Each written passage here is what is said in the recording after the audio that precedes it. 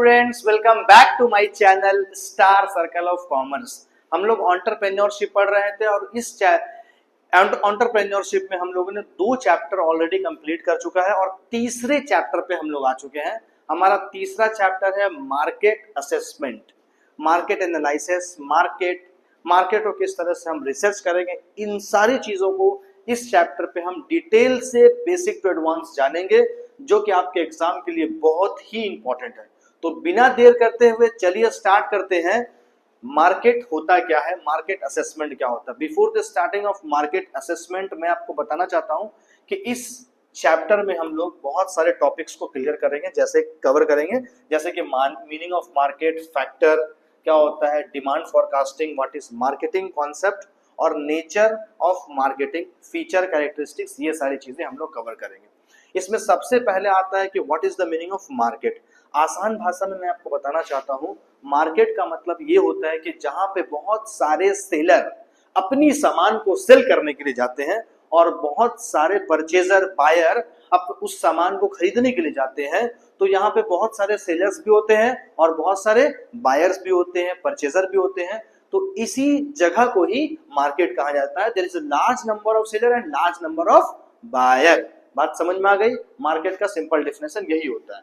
A market is a place और system where buyer and seller comes together, exchange goods, service और resources, usually with money. It can be a physical place like vegetable market, shopping mall or a virtual place like Amazon, Flipkart, stock market। ये सारा चीज market का example दिया गया, जिसमें virtual example दिया गया है और फिजिकल प्लेस के बारे में बताई गई है।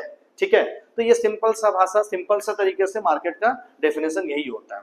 अब हम लोग बात करते हैं हमारा चैप्टर है वो मार्केट असेसमेंट है। तो मार्केट असेसमेंट किसे कहते हैं बच्चे? Market assessment means studying and analysing. देखिए, किस चीज को स्टडी करना? मार्केट के बारे में स्टडी करना, एनालिसिस करना। Market understand it's size, demand and competition, trends and opportunities before starting और ग्रोइंग अ बिजनेस। यानी कि बिजनेस को स्टार्ट करने से पहले मार्केट को समझना कि मार्केट में कौन सी प्रोडक्ट की जरूरत है, कैसे कॉम्पिटिटर है हमारे मार्केट में, कौन सी चीज ट्रेंड में है, कौन सी चीज कस्टमर्स ज्यादा अट्रैक्ट होकर के परचेस करना चाहते हैं, ये सारी चीजें आएंगी। सिंपल वर्ड में market assessment is like checking the ground before playing a game. You study who the player are competitor, how big a ground in market size and what the audience want, customer demand. यानी कि तीन अलग अलग example से बताया गया।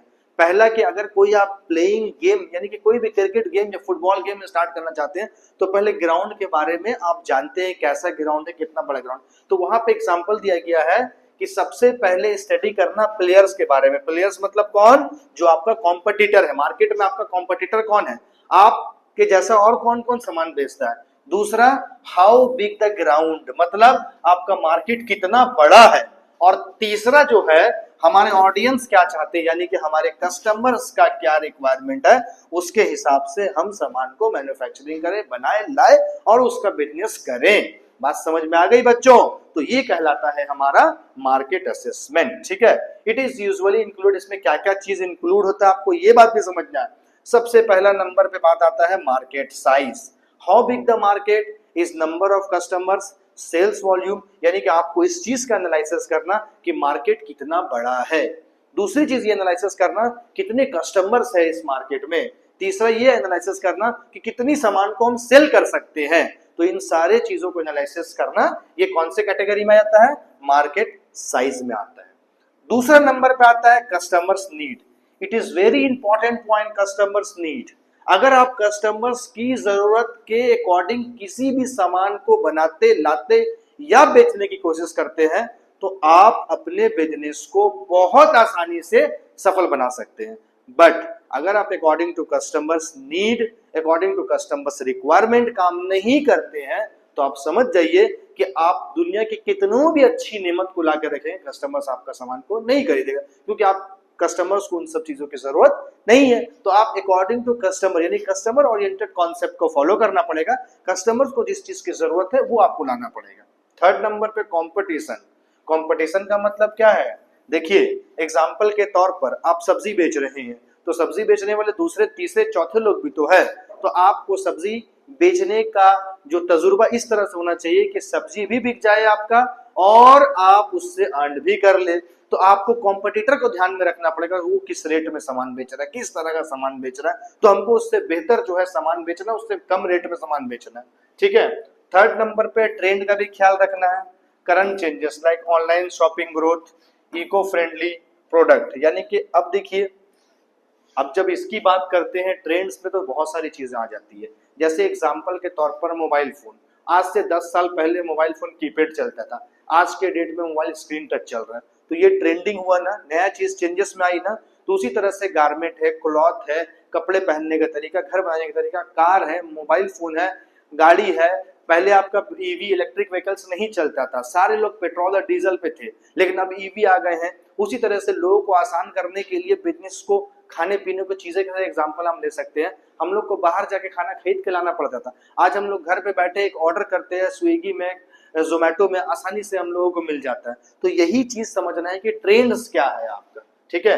Next क्या है, opportunities and risk, chances for success and possible challenges. देखिए एक मैं आसान भाषा में आपको बात बता दे रहा हूँ, आजकल लोग जो ना यही सोचते सोचते जो है ना खत्म हो जाते हैं कि अगर हम वो बिजनेस कर लेंगे तो हमको शायद ये नुकसान हो सकता है, ये प्रॉब्लम्स हो सकता है। नहीं, जब आप बिजनेस को स्टार्ट कर रहे हैं तो आप ये समझ लीजिए कि आप रिस्क ले रहे हैं और क्या क्या प्रॉब्लम हो सकता है, आप उस प्रॉब्लम का सॉल्यूशन पहले निकालने की कोशिश करें, ना कि ये सोचे पुराने ख्यालात की तरह कि ऐसा हो सकता है इसीलिए छोड़ो, नहीं करेंगे। नहीं, आपको चैलेंजेस को फेस करना ही पड़ेगा, आपको न्यू टेक्नोलॉजी लाना ही पड़ेगी, आपको बिजनेस में रिस्क लेना ही पड़ेगा।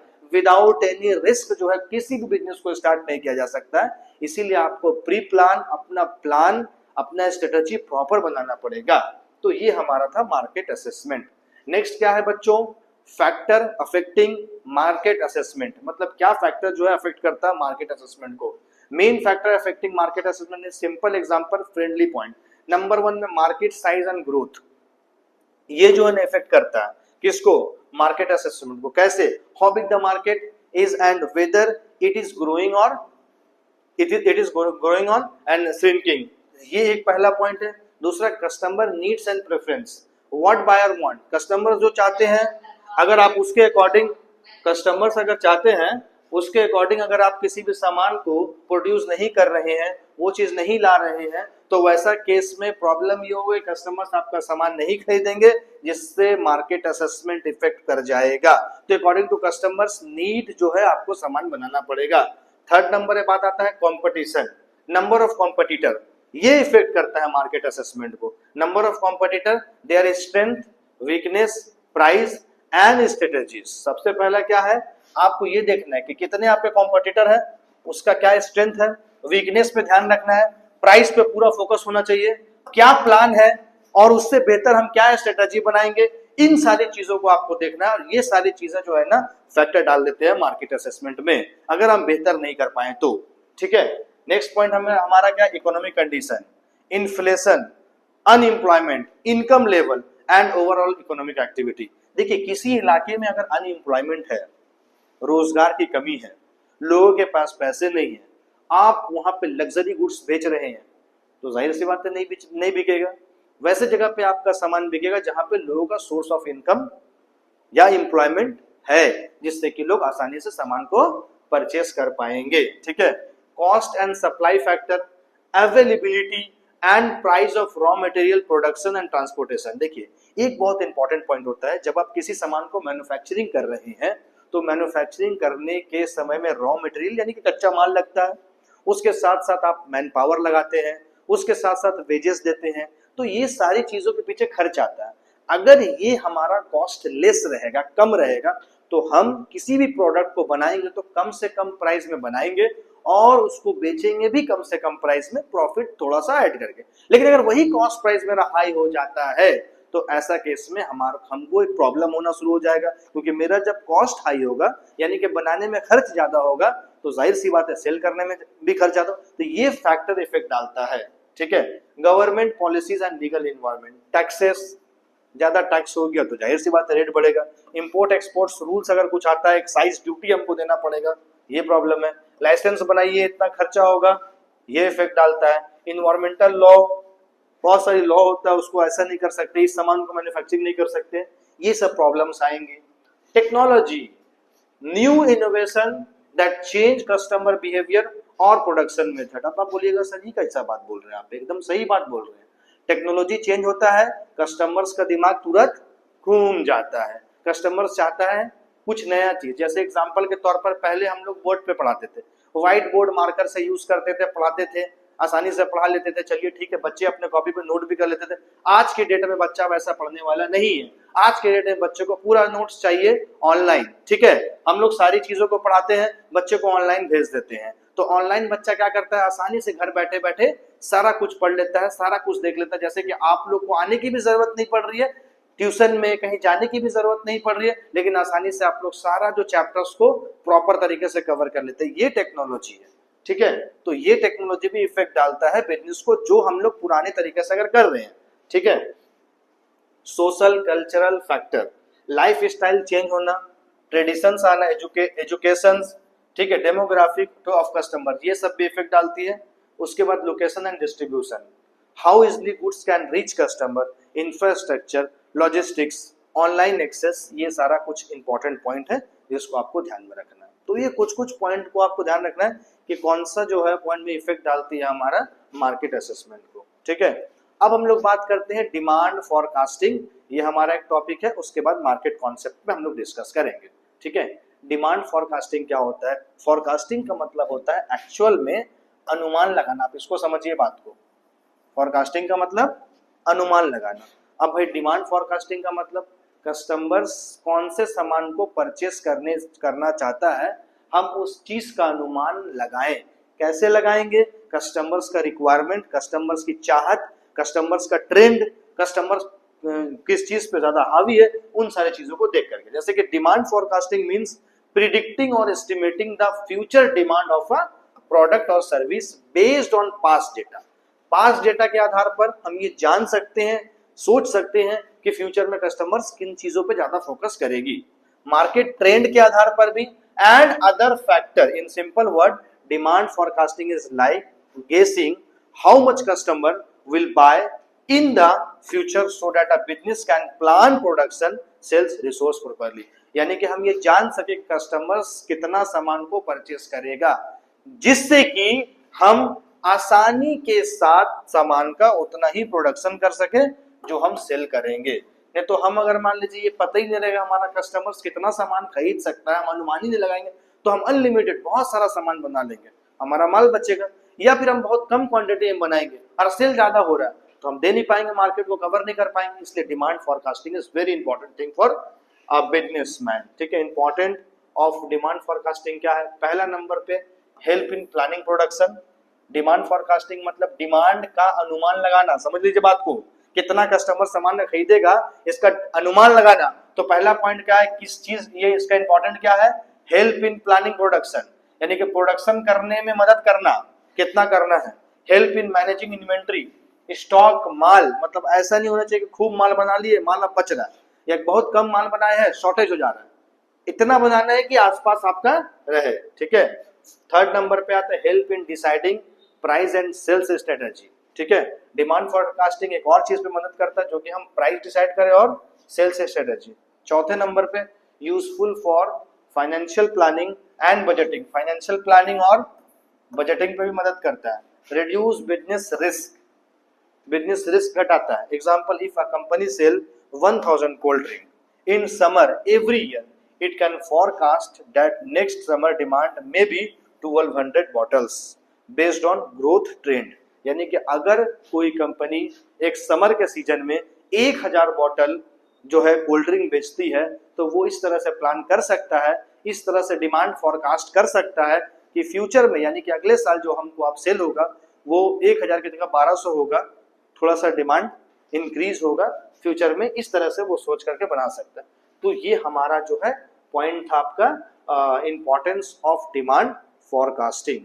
तो ये इंपॉर्टेंस ऑफ डिमांड फॉरकास्टिंग तक जो है आपको पहले कवर कर लें, और उसके बाद फिर हम लोग अब डिस्कस करेंगे व्हाट इज मार्केट कॉन्सेप्ट। ये छोटा सा चैप्टर है, इसमें ज़्यादा कुछ है नहीं, इसीलिए एक ही लेक्चर में हम लोग इसको पूरा कंप्लीट करेंगे। ठीक है, नेक्स्ट क्या है हमारा, व्हाट इज मार्केटिंग कॉन्सेप्ट। अब मार्केटिंग कॉन्सेप्ट किसको बोलते हैं? Marketing concept is a business philosophy that say a company should focus on need and want of customer first. यानी कि मार्केटिंग कॉन्सेप्ट उसको बोलते हैं जिसमें कस्टमर्स जो है ये देखता है, सॉरी बिजनेसमैन या कंपनी ये देखता है कस्टमर्स का नीड और कस्टमर्स का वांट्स क्या है, एंड देन प्रोडक्शन और service that satisfy them better than competitor. ठीक है, इन simple word marketing concept mean customer is the king of the market. क्यों बोला गया? Customer is the king of the market, customer is the central point of the market. ठीक है, बहुत सारे धर्मों में ऐसा बोला जाता है कस्टमर जो ना भगवान होता है, नहीं ऐसा नहीं है। कस्टमर जो है किंग होता है, ये बात सही है। Customer is the king of the market, customer is the central point of the market. Customer बादशाह इसलिए बोला गया है कि कस्टमर जिससे चाहे जो चाहे वो खरीद सकता है और उसको पैसा दे करके अमीर बना सकता है, रिच बना सकता है, तो इसीलिए किंग ऑफ द मार्केट कहा गया। अब business should understand what customers want. पहले तो ये समझना चाहिए कस्टमर क्या चाहता है, प्रोड्यूस इट, जो चाहता है बनाइए उसको, एंड डिलीवर इट, दीजिए उसको in the way that give customer satisfaction and also help the company earn profit. ठीक है, अब हम लोग लास्ट एक टॉपिक पे डिस्कस कर लेते हैं जो कि हमारा लास्ट है। ठीक है, इस पे हम लोग नेचर ऑफ मार्केटिंग करते हैं, जिसमें हम लोग फीचर कैरेक्टरिस्टिक्स ये सारा चीज जो है ना इसी में कवर हो जाता है। ठीक है, जैसे पहला नंबर में नेचर ऑफ मार्केटिंग में क्या आता है, customer oriented. Marketing starts with identifying customers need.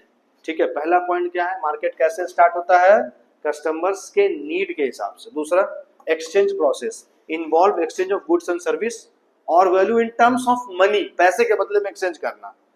तीसरा, continuous process, marketing is ongoing not one time, marketing हमेशा चलते रहता है, ऐसा नहीं कि कंटिन्यूअस प्रोसेस नहीं, एक बार हुआ फिर नहीं हुआ, नहीं ऐसा नहीं। Dynamic, change with trends technology and consumer behaviour, change करना पड़ेगा आपको, कस्टमर्स का बिहेवियर चेंज होता है, ट्रेंड्स चेंज होता है, चेंज करना पड़ेगा आपको। ठीक है, goal oriented, goal oriented means aim at customer satisfaction and business profit. हमारा मोटिव ही यही होना चाहिए कि कस्टमर्स को सेटिस्फाई कर दे और कस्टमर से पैसा कमा ले। ठीक है, यही होना चाहिए। Integrated function involve production, pricing and distribution, both art and science require creativity, art and analysing science, यानी कि क्रिएटिविटी भी करना और साथ साथ एनालिसिस भी करना। तो नेचर भी आप इसको लिख सकते हैं, फीचर और कैरेक्टरिस्टिक्स, ये तीनों चीज जो है आप लिख सकते हैं इस पॉइंट को, ये तीनों चीज में काम आ जाता है। ठीक है, तो ये हमारा चैप्टर एक छोटा सा था, छोटा सा टॉपिक था, आप इसको कवर कर लें। ठीक है, इसमें जो है आसानी से सारी चीजें क्लियर हो गई। ठीक है, लेकिन मैं आपको एक छोटा सा एक और बात बताना चाहता हूँ, जैसे कि यहाँ पे मार्केट रिसर्च जो लिया गया है, ठीक है, ये थोड़ा सा चेंज करके भी टॉपिक बताया गया। फीचर और कैरेक्टरिस्टिक जब आप लिख रहे हैं ना, तो इसमें आप ये एक्स्ट्रा 4-5 पॉइंट मैंने डाला है, ये 4-5 पॉइंट को भी अगर आप देख लेंगे तो जिससे अगर आपको और आसानी हो जाएगी। जैसे एग्जांपल के तौर पर studying consumer needs, trends and competitor, देखिए बेसिक चीज यहाँ पे सेम दिया गया। ठीक है, आप जब यहाँ पे देखेंगे ना डायनेमिक में trend, technology and consumer behaviour, यहाँ पे भी वही सारी चीजें सेम दी गई है। दूसरी चीज क्या है, देखिए ये चीज चेक कर लीजिए, यहाँ पे देखिएगा आप। ठीक है, सेकेंड नंबर पे production planning and development, design goods and service to meet demand. ठीक है, डिजाइन वगैरह भी इंपॉर्टेंट होता है। Pricing, fix pricing that match consumer value and company profit. Promotion, advertisement करना, sales promotion, personal selling, public relation, ये सब चीज भी आता है। डिस्ट्रीब्यूशन भी प्रॉपर होना चाहिए, होलसेल रिटेलर तक पहुंचना चाहिए। आफ्टर सेल सर्विस, बहुत सारी ऐसी प्रोडक्ट होती है जिसका बेचने के बाद सर्विस देना, तो ये भी इंपॉर्टेंट पॉइंट है आपका। और last one, digital and global market, online platform और इंटरनेशनल मार्केट, यानी कि पूरी दुनिया में आपका सामान बिकना चाहिए और साथ साथ ऑनलाइन भी बिकना चाहिए। तो फीचर और कैरेक्टरिस्टिक्स में ना आप ये 6 पॉइंट को ना लिख सकते हैं, 7 पॉइंट को जो हमने बताया। ठीक है, हालांकि देखिए ये सब यहाँ से आप नेचर और फीचर कैरेक्टरिस्टिक्स से बात करते हैं ना, तो 90% बात, 95% बात सिमिलर होता है। ठीक है, तो ये बच्चों हमारा टॉपिक जो है आज कवर हो गया। एक छोटा सा टॉपिक था, इसको आप लोग पूरा प्रॉपर स्टार्टिंग से देख लें। कोई भी कंफ्यूजन लगे हमें कमेंट करके बताएं, जिससे कि आपका कमेंट का प्रॉपर आंसर किया जाएगा और आपको बताया जाएगा। ओके स्टूडेंट्स, तब तक के लिए थैंक यू सो मच।